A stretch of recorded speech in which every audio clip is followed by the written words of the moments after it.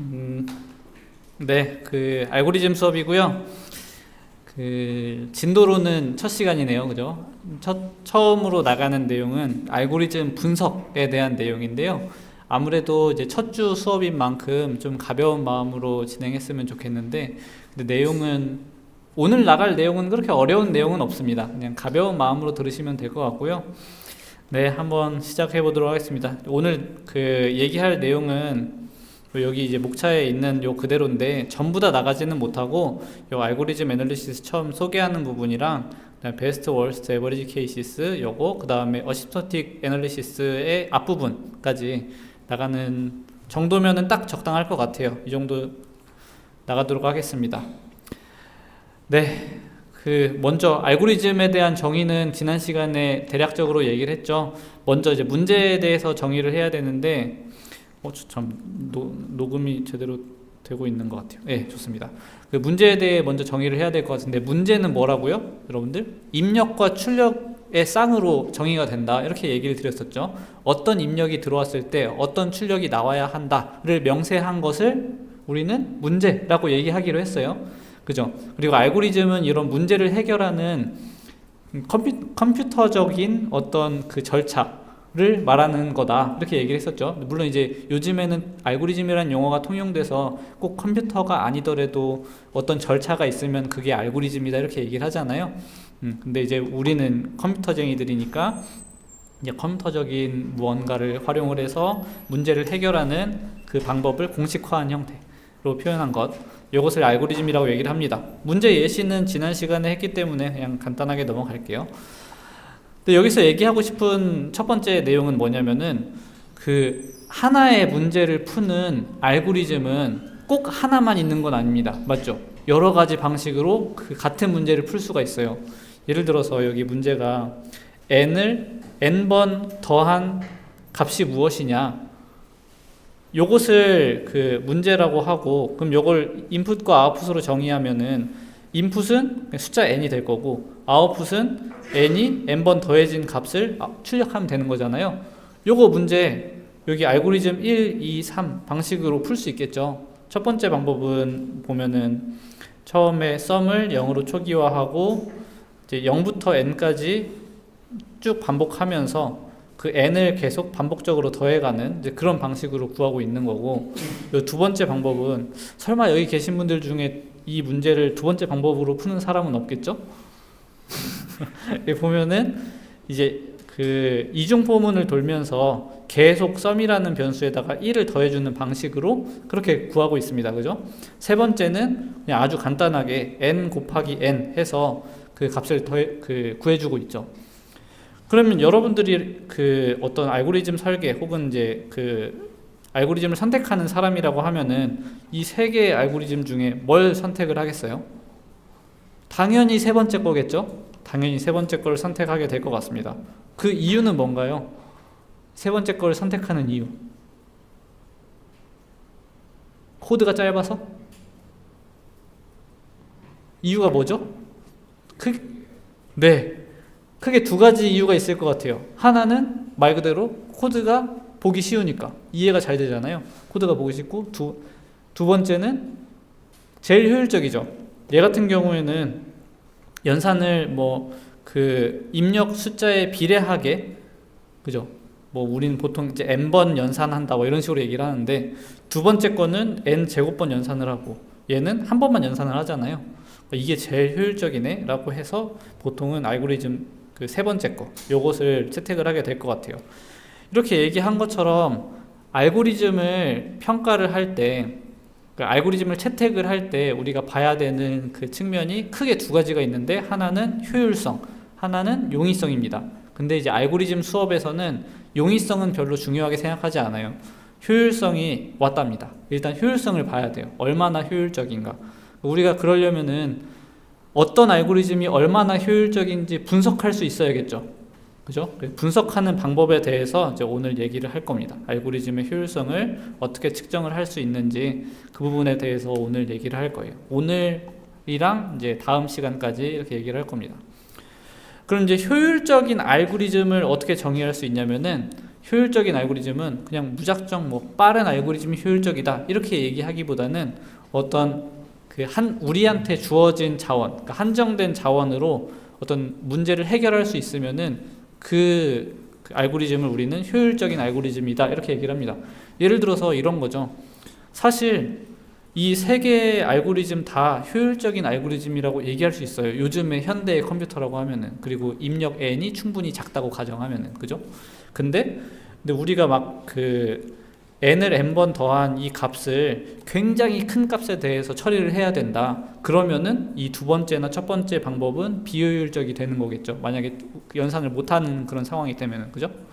그래서 이제 일반적으로는 뭐 그냥 느낌적으로 봤을 때 연산량이 적은 것을 효율적이다 이렇게 얘기를 하지만, 조금 더 넓은 차원에서 효율적인 것이 무엇인지 얘기를 하자면은 우리한테 한정된 자원으로 문제를 해결할 수 있으면은 효율적인 알고리즘이다 이렇게 얘기를 합니다.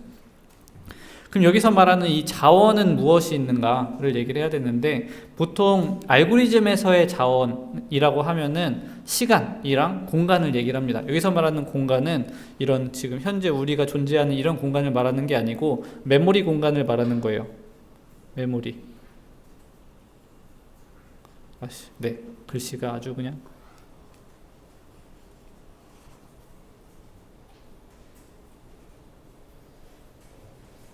네. 네, 메모리 공간을 말하는 겁니다.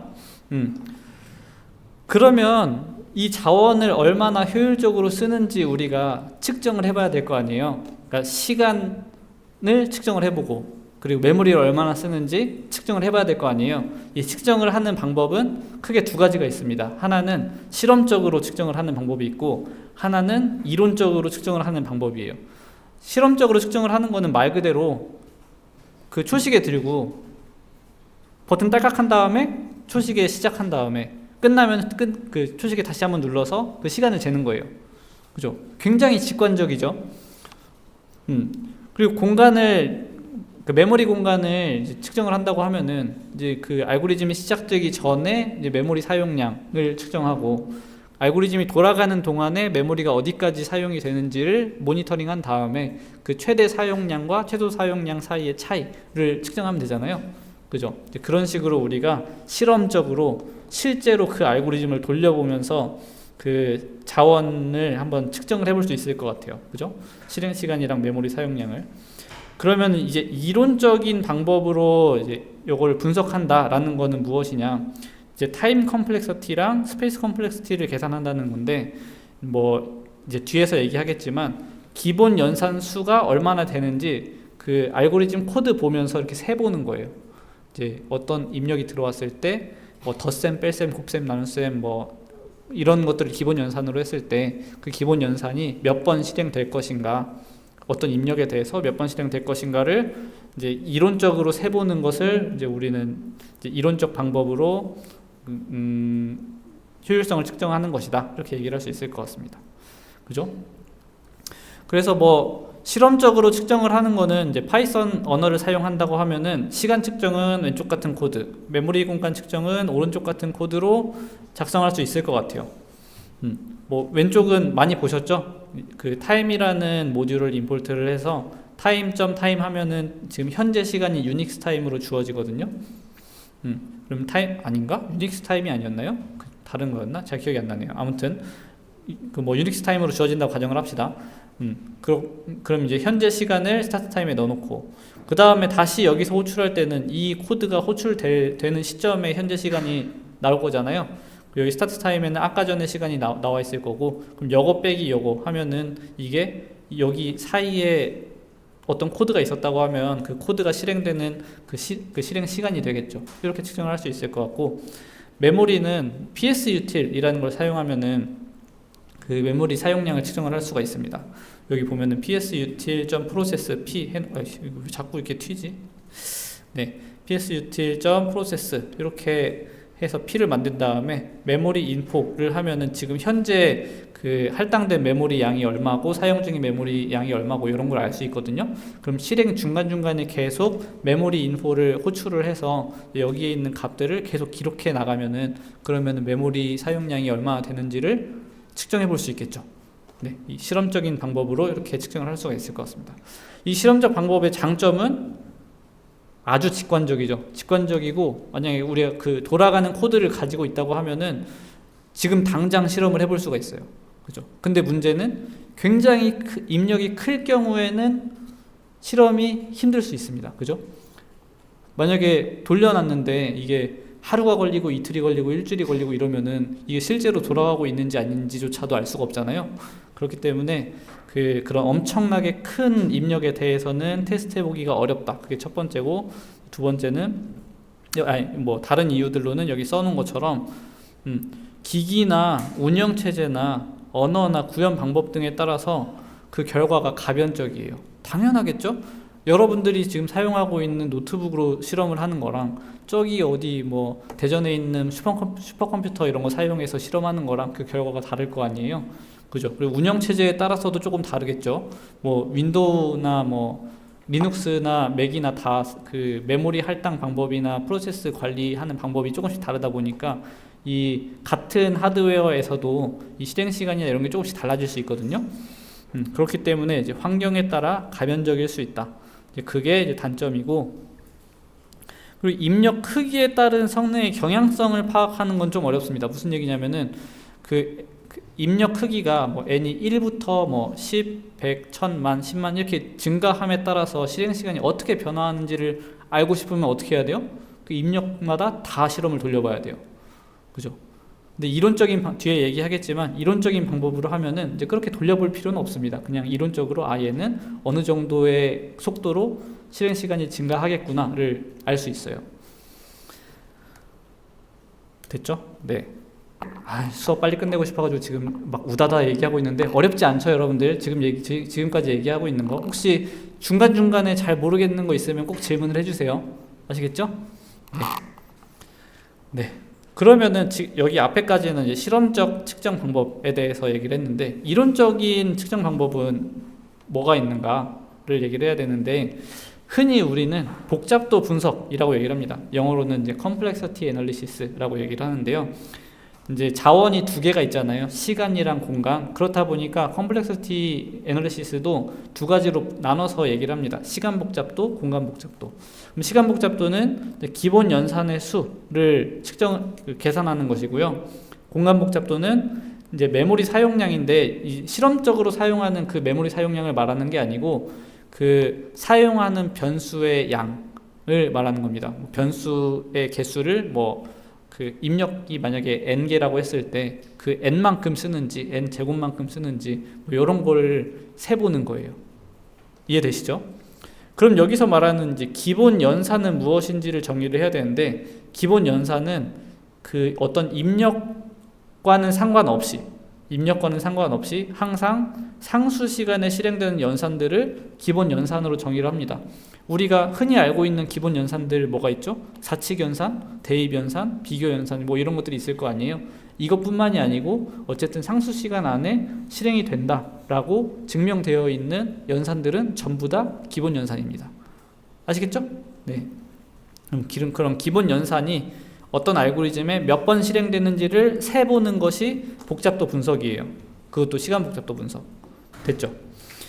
그래서 이제 보통 이제 복잡도를 표현을 할 때, 그러니까 복잡도는 보통 이제 입력 크기 n에 대해서 변화하거든요. 그렇기 때문에 어떤 함수의 형태로 표현을 하는데, 시간 복잡도는 이제 t를 많이 쓰고요. 공간 복잡도는 s를 많이 사용을 합니다. 그래서 tn 이런 식으로 이제 시간 복잡도를 표현을 해요. 함수의 형식으로 표현을 합니다. 그래서 입력 n에 대한 시간 복잡도 함수를 이제 tn이라고 하고, 입력 n에 대한 공간 복잡도 함수를 sn 이렇게 얘기를 합니다. 네, 그러면은 한번 기본 연산수를 이제 앞에서 봤던 코드를 사용해서 한번 세보면은 이렇게 볼 수 있겠죠. 여기는 알고리즘 1에서 기본 연산수가 몇 개가 되는지 한번 세볼까요? 보면은 여기 처음에 한번 세잖아요, 그죠? 여기 한번. 그 다음에 여기 그 덧셈이랑 대입이랑 뭐 이거를 하나로 봐도 되고 두 개로 봐도 상관없습니다. 덧셈에다가 대입 두 가지의 연산을 하는 걸로 보면은 그냥 곱하기 2 하면 되는 거고, 그냥 요거 자체가 덧셈에서 넣는 게 어차피 이제 상수시간 안에 돌아가는 거니까 그냥 하나의 연산이다 라고 생각하셔도 상관없는 거예요. 근데 여기서는 이제 대입 연산이랑 덧셈 연산을 이제 분리해서 얘기를 하고 있네요. 보면은 여기 대입 연산도 n번 돌아가죠, 그죠?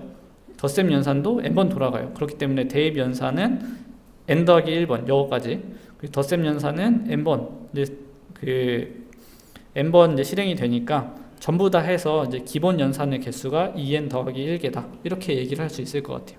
근데 사실 조금 더 디테일하게 얘기를 하면은, 만약에 여러분들 여기에 이 코드가 없이 여기 그냥 패스 이렇게 써 있다고 하면은 얘는 연산을 한 번만 하는 건가요? 아니죠. 이것도 n번만큼 연산을 하잖아요. 사실은 여기 포문 안에 여기서도 이 0, 1, 2, 3, 4, 5, 6 얘네들을 더해주는 그 연산이 숨어 있다 이렇게 생각하시면 되겠습니다. 그러면은 이제 조금 더 디테일하게 얘기하면은 얘가 뭐 3n 더하기 1 뭐 이렇게 되겠죠. 네, 두 번째도 마찬가지입니다. 얘도 여기 한 번 대입 연산 들어가고 이 이중 포문에서 이제 n 제곱만큼 돌아가니까 이 대입 연산도 n 제곱, 더하기 연산도 n 제곱만큼 돌아가서 대입 연산의 수는 n 제곱 더하기 1, 덧셈 연산은 n 제곱, 그래서 합계는 2n 제곱 더하기 1, 뭐 이런 식으로 계산이 될 것 같습니다. 근데 다시 한번 얘기하지만 요 앞에 수치들은 사실 그렇게 중요한 건 아닙니다. 근데 아무튼 이런 식으로 셀 수 있다는 걸 보여드리는 거예요. 뭐 마지막 세 번째 알고리즘은 그냥 요거 곱셈 연산 한 번이랑 대입 연산 한 번 하고 있으니까 그냥 한 번 해서 2만큼 기본 연산수가 존재한다 이렇게 얘기를 할 수 있을 것 같습니다. 이것도 이해 잘 되시죠? 어려운 거 없죠? 산수잖아요, 그죠? 네, 좋습니다. 그런데 지금까지는 제가 어떻게 얘기를 했냐면은 어떤 그 시간 복잡도, 그러니까 다시 말하면 기본 연산의 수는 보통 입력 크기에 따라서 정해진다 이렇게 얘기를 했어요, 그죠? 그런데 어떤 경우에는 같은 입력 크기더라도 그 입력의 성질에 따라서 빨리 실행될 때도 있고 느리게 실행될 때도 있고 그렇습니다. 바로 뒤에 얘가 그런 건데, 지금 이제 베스트, 워스트, 에버리지 케이스에 대해서 얘기를 하려고 하는 건데, 요 한번 질문을 봅시다. 요 n개의 숫자를 담은 배열 nums에서 주어진 값 q를 찾는 다음의 알고리즘의 시간 복잡도는 을 묻고 있어요. 얘는 어떻게 얘기를 할 수 있을까요? 혹시 파이썬 코드가 익숙하지 않으신 분 있나요, 혹시? 이뉴머레이트가 뭔지 모른다 하시는 분 없죠? 있으면은 수업 끝나고 얘기를 해주세요. 네. 아무튼 어떻습니까, 여러분들? 요거는 n만큼 돌아가나요? 그러니까 랜덤스를 n이라고 했을 때 요거는 n번만큼 돌아가나요? 뭐 n번만큼 돌아갈 때도 있겠죠. 근데 어떤 경우에는 그 배열에 찾고자 하는 그 q 값이 맨 앞에 있으면은 한 번만 해도 돌아갈 수 있잖아요, 그죠? 뭐 여기 있으면은 여기서 멈추겠죠. 이렇게 돌다가, 그죠? 입력의 성질에 따라서 같은 입력의 크기더라도 실행 시간이 달라질 수 있습니다, 맞죠? 그래서 이제 우리는 하나의 알고리즘이라고 하더라도 경우에 따라서는 베스트 케이스, 월스트 케이스, 에버리지 케이스를 전부 다 나눠서 분석을 해야 될 수도 있어요. 어떤 알고리즘이 효율적인지를 얘기를 할 때 이 케이스를 나눠서 베스트, 월스트, 에버리지 케이스를 나눠서 분석을 해야 되는 경우가 있습니다. 그래서 이제 베스트 케이스는 언제를 말하는 거냐? 이제 뭐 당연하게도 이제 가장 적은 자원을 사용하는 경우를 이제 베스트 케이스라고 얘기를 하는 거고, 이제 월스트 케이스는 이제 가장 많은 자원을 사용하는 경우를 이제 월스트 케이스라고 얘기를 하고, 에버리지 케이스는 이제 평균적으로 자원을 사용하는 경우를 얘기를 합니다. 근데 여기서 이제 그냥 대략적으로 뭐 평균적으로 자원을 사용하는 경우 이렇게 얘기를 했지만, 좀 더 엄밀하게 얘기를 하면은 가능한 모든 경우에 기본 연산수를 다 계산한 다음에 걔네들을 평균 내면은 그럼 그게 에버리지 케이스가 됩니다. 이해되시죠? 네. 그러면 여러분들이 생각하실 때 만약에 이 셋 중에 하나를 분석해야 된다 하면은 뭘 분석해야 될 것 같아요? 월스트? 다른 의견 없나요? 사실 답이 없는 문제입니다. 근데 보통의 경우에는 월스트 혹은 에버리지 케이스를 이제 필요로 합니다. 예를 들어서 이제 월스트라고 누가 있나요? 네. 뭐 아실지 모르겠지만 왠지 알 것 같긴 한데 퀵소트의 경우에는 정렬하는 알고리즘 중에 좀 유명한 알고리즘인데 얘는 평균 시간에 n 로그 n만큼의 시간이 걸려요. n 로그 n만큼. 근데 월스트 케이스에는 n만큼 시간이 걸린단 n제곱만큼 시간이 걸린단 말이에요. 그러면은 이때 제가 방금 전에 말씀드렸을 때 셋 중에 뭐 하나만 분석할 수 있다면은 뭘 할 거냐 했을 때 월스트라고 하면은 퀵소트는 나쁜 알고리즘이 되잖아요. 근데 사실 그렇지 않거든요. 그죠? 네. 이런 경우에는 에버리지 케이스가 중요할 수도 있다. 어떤 경우에는 베스트 케이스가 더 중요할 수도 있어요. 뭐냐면은 우리가 입력을 보정해서 베스트 케이스에 가깝게 조정할 수 있는 경우에는 알고리즘에 모든 걸 맡기기보다는 그 베스트 케이스가 되게끔 만들어준 다음에 그 알고리즘을 돌리면 되잖아요. 이럴 경우에는 베스트 케이스 분석이 더 필요할 수도 있겠죠. 경우에 따라 다르다는 걸 얘기하고 있는 거예요. 또 어떤 경우에는 여러분들이 어떤 뭐 자동차의 뭐 브레이크 시스템 같은 걸 만든다고 생각을 해봐요. 이걸 브레이크 하는데 물론 당연히 누르면 바로 동작을 해야겠지만 어떤 알고리즘이 좀 잘못돼가지고 눌렀을 때 시간이 좀 오래 걸릴 수도 있다. 그런 경우가 있을 수도 있죠. 이런 경우에는 월스트 케이스 분석이 좀 중요할 것 같아요. 그러니까 최악의 경우에도 어느 시간 안에는 이게 돌아간다. 그죠? 그렇기 때문에 베스트, 에버리지 케이스, 월스트 케이스 나눠서 다 분석하는 게 중요하다. 이렇게 얘기를 할 수 있을 것 같습니다. 그러면 앞에서 봤던 이 코드에서는 베스트 케이스가 언젠가요? 베스트 케이스. Q가 맨 앞에 있을 때. 그죠?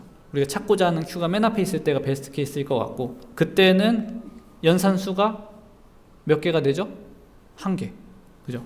그 다음에 뒤에 슬라이드가 있구나. 네. 요거는 베스트 케이스는 이제 Q가 넘스의 가장 앞에 있는 경우가 베스트 케이스인데 그때는 이 복잡도 함수가 1이 되겠죠. 그죠?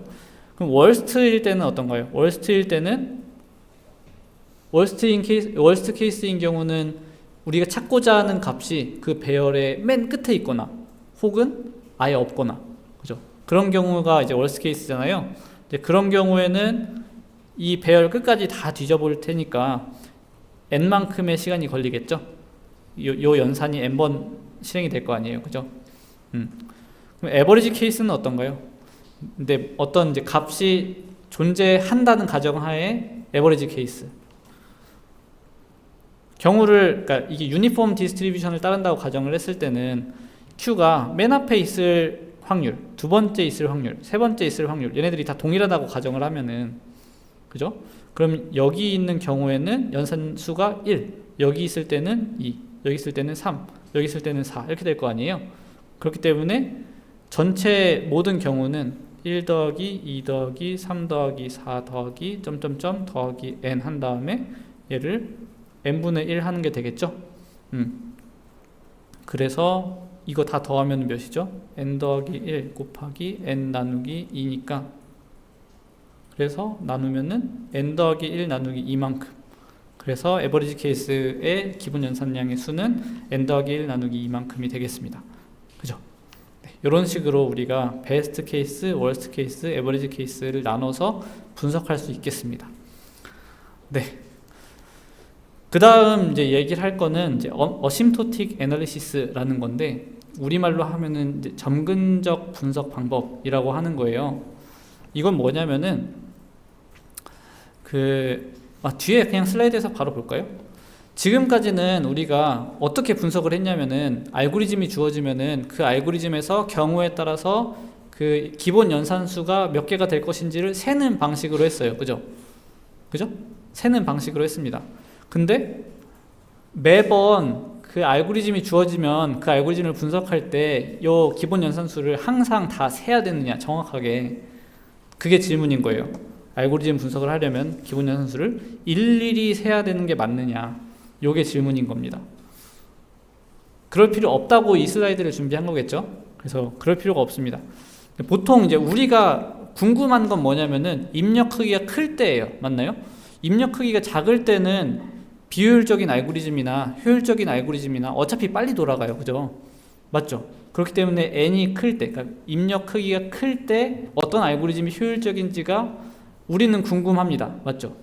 그렇기 때문에 어떤 정확한 연산수를 세는 것보다는 입력 크기가 그러니까 증가함에 따라서 얼마나 그 알고리즘이 빠르게 비효율적이 되는가, 이제 그거를 보는 게 조금 더 좋을 것 같습니다. 그래서 다시 말하면은 대략적으로 세는 게 보편적이에요. 그러니까 정확하게 센다기보다는 그 기본 연산수를 대략적으로 세는 게 보편적이고 이제 좀 그 많이 활용하는 방법입니다. 이 대략적으로 센다고 해서 이걸 점근적 분석 방법이라고 얘기를 해요. 그 점근적 분석 방법은 다시 말하면 입력 크기가 아주 클 때 복잡도를 분석하는 그런 건데, 이게 뭐냐면은 그 점근적인이라는 뜻이 이제 무한대로 근접한다라는 걸 의미하거든요. 근데 n이 이제 무한대로 근접할 때 그때 이 함수가 어떻게 변화하는가를 보려고 하는 거기 때문에 여기 어심토틱 점근적인이라는 용어를 사용을 한 거고, 이제 점근적인 양상을 이제 우린 뭐라고 할 수 있냐면은 n이 무한대로 근접함에 따라서 함수가 변화하는 양상을 우리는 점근적 양상 이렇게 얘기를 합니다. 그러면 이제 우리가 알고 싶은 거는 n이 진짜 클 때는 이 함수가 어떤 형태를 가질 것인가, 요거를 분석하면 되는 겁니다. 그럼 뭐 여태까지 이유를 좀 많이 설명하긴 했지만 대충 느낌은 오시죠? 왜 입력이 클 때를 분석을 하는지, 그죠? 그 이유는 들었잖아요. 우리가 보통 n이 클 때가 더 관심이 많다. 왜냐면은 n이 작을 때는 분석 하나마나 어차피 금방 끝나니까. 그게 한 가지 이유인데, 또 한 가지 이유는 점근적 분석을 하면은 그 기본 연산수를 세는 게 정말 쉬워져요. 왜냐면은 우세항이라는 것만 찾으면 돼요. 그러니까 그 함수를 이제 함수가 아니고 그 기본 연산수를 그 n을 변수로 해서 이렇게 식을 세울 거 아니에요. 뭐 예를 들어서 다 세보니까 뭐 3n 제곱 3n의 3승 더하기 뭐 2n 제곱 더하기 뭐 7n 더하기 뭐 99 뭐 이렇게 나왔다고 쳐봐요. 예를 들면은. 근데 그때 이 n 3승 n 제곱 n 그리고 여긴 상수, 얘네들을 하나의 항들이라고 얘기를 하는데 이 중에서 이 n 3승이 n 제곱보다 우세하다 이렇게 얘기를 하거든요. n 제곱이 n보다 우세하다 이렇게 얘기를 해요. 그럼 이제 우리는 이제 가장 우세한 얘 있죠. 얘만 궁금하지 얘네들은 관심이 없어요. 왜냐면은 n이 무한대로 가면은 얘네들은 얘에 비해서 아주 작은 숫자가 될 테니까. 그죠? 그래서 이제 우세항만 찾으면 된다는 그런 속성이 생기고요. 그리고 상수 개수는 무시할 수 있어요. 무슨 얘기냐면은 뭐 100n 제곱이나 뭐 그냥 n 제곱이나 10만 n 제곱이나 저희는 관심이 없어요. 얘네들은 다 날려버려도 됩니다. 요거는 뒤에서 잠깐 설명을 할 거예요. 네, 그래서 뭐 여러 항으로 구성된 tn의 복잡도 분석 예시를 한번 살펴보면은 뭐 예를 들어서 tn을 그러니까 그 기본 연산수를 세보니까 n제곱 더하기 n 더하기 1이었다고 한번 쳐봅시다. 그럼 여기서 n제곱 n1이 이 tn에 기여하는 정도가 얼마나 되는지를 한번 봅시다. 여기 보면은 처음에 n이 1일 때는 111이니까 이 n제곱이 차지하는 양이 3분의 1이에요. 맞죠? 근데 이 두 번째에서는 n제곱이 100이고 n이 10이고 1이 1이잖아요. 그럼 얘가 이미 차지하는 게 90%입니다. 맞죠? 얘 같은 경우에도 얘가 차지하는 게 99%예요. 얘는 그러니까 n이 1000일 때는 얘가 차지하는 게 99.9%가 됩니다. 맞죠? 그러니까 사실은 얘네들은 이제 거의 필요가 그 분석할 때 거의 필요가 없어지는 거예요. 맞죠? 그냥 얘 맨 앞에 있는 것만 우리가 신경 쓰면 된다. 이걸 이런 애를 이제 우세항이라고 얘기를 하는데 우세항만 보면 된다. 도미넌트 팩터만 보면 된다. 이제 그런 특징이 생깁니다. 그리고 이제 두 번째, 어떤 두 개의 알고리즘을 이제 비교를 할 거예요. 알고리즘 A는 2의 n승이고 알고리즘 B는 n의 10승만큼 시간이 걸린다고 봅시다. 그죠? 근데 이때 이 알고리즘 A랑 알고리즘 B가 각각의 n에 따라서 얼마만큼의 연산량을 보이는지를 한번 세보니까 알고리즘 A는 1024, 그러니까 2의 10승, 2의 60승, 2의 100승 만큼의 연산을 필요로 하게 되고, 알고리즘 B의 경우에는 10의 10승, 60의 10승, 100의 10승 만큼의 시간이 걸려요. 그죠? 어떤 게 더 좋은가요? 봤을 때 n이 작을 때는 A가 더 빠르죠. 그죠? 근데 n이 60만 돼도 알고리즘 B가 더 연산량이 적어져요. 그죠? 맞죠? 그래서 n이 충분히 커지면은 결국 알고리즘 B가 더 빨라지게 됩니다. 그러니까 이게 2의 n이 n의 10승보다 우세항이란 얘기예요. 네. 됐죠? 네. 그러면은 만약에 알고리즘 B에 상수를 크게 붙이면 그러면은 알고리즘 B가 더 느려지나? 라는 생각이 들 수 있잖아요. 근데 해보면은 그렇지 않습니다. 여기에 1000이라는 걸 붙였는데도 불구하고 n이 작을 때는 A가 더 빠르지만 n이 100만 돼도 B가 더 빨라요. 맞죠? 그러니까 여기에 뭐 숫자를 엄청나게 크게 붙여도 결국에 언젠가는 알고리즘 B가 더 빨라지게 됩니다. 맞죠? 근데 우리가 궁금한 건 뭐라 그랬죠? 점근적 분석 방법이니까 n이 무한대일 때를 가정하고 있는 거란 말이에요. 그렇기 때문에 이 상수가 붙든 말든 우리는 신경을 안 쓰는 겁니다. 그래서 그 점근적 분석 방법 상에서는 n의 10승이나 여기에 뭐 1000n의 10승이나 같은 걸로 취급을 해요. 이해되시죠? 네.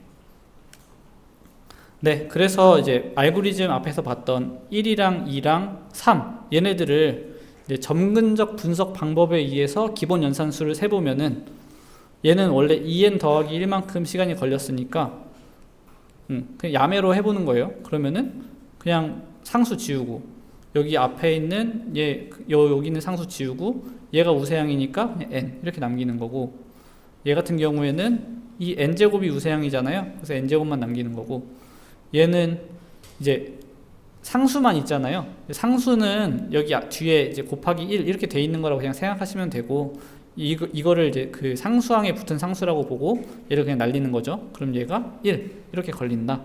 이런 식으로 얘기할 수 있을 것 같아요. 됐죠? 네. 어렵지 않죠? 그럼 예를 들어서 여러분들 뒤에 있나? 없네요. n의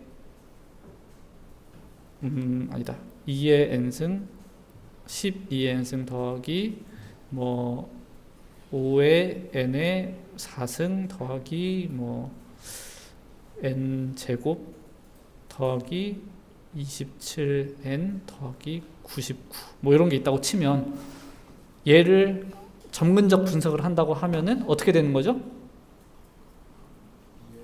2의 n승. 그죠? 얘가 제일 우세항이니까 2의 n승. 이렇게 되는 겁니다. 얼마나 편해요. 그죠? 다른 거 다 안 봐도 되잖아요. 네, 그래서 우리가 점근적 분석을 하는 겁니다. 복잡도 분석을 편하게 하기 위해서. 이제 함수에 이제 서열이 있어요. 그러니까 그 우세한 그 정도가 있는데, 보통 잘 알려져 있는 거는 이런 것들이 있을 것 같습니다. 로그 n, 그러니까 상수도 있고요. 여기 앞에 상수도 있고, 상수보다는 로그 n이 크고, 로그 n보다는 n이 크고, n보다는 n 로그 n, n 로그 n보다는 n제곱, n제곱보다는 n의 3승, n의 3승보다는 2의 n승이 더 큽니다. 그럼 여러분들 요건 어때요?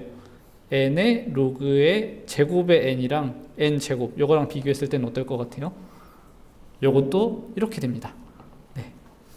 여기에 4승, 5승, 6승, 7승 이렇게 해도 똑같아요. n제곱이 더 큽니다. 이해되시죠? 그러면 또 이것도 n제곱 로그 n이랑 n의 3승, 얘랑은 마찬가지겠죠? 여기에 제곱, 세제곱, 네제곱, 다섯제곱 아무리 붙여도 얘가 더 큽니다. 로그는 그런 애예요. 아시겠죠? 그렇습니다. 네, 시간이 5시 7분.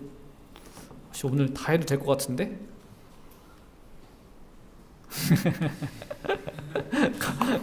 여러분들 왜 갑자기 네, 굉장히 갑자기 여러분들의 숨소리가 잘 들리네요. 네, 알겠습니다. 그러면은 오늘은 여기까지 하는 걸로 하고, 혹시 질문 있나요? 다음 시간에 이어서 할게요. 어렵지 않죠? 지금까지는 아주 쉽죠? 네. 질문 없어요? 아직 안 끝났어요. 질문 받고 있잖아요. 왜 벌써 다 정리하고 있어요? 질문 없어요? 여러분들이 그러면은 질문 있는 사람도 질문 못 하잖아요. 질문 없어요? 제가 강의를 완벽하게 했나 보네요. 네. 감사합니다. 그럼 오늘 수업 여기서 마치도록 하겠습니다. 수고하셨습니다. 네.